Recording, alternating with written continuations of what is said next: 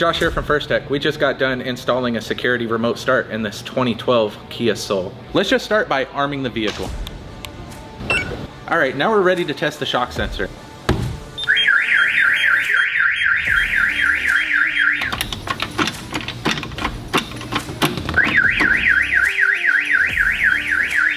Now we're going to demonstrate door protection, and this is what it'll look like if an unwanted thief forcibly gets through the door.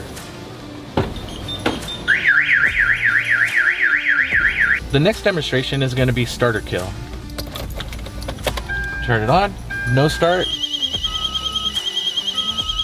The last feature on the DAS2 we're going to demonstrate is glass break.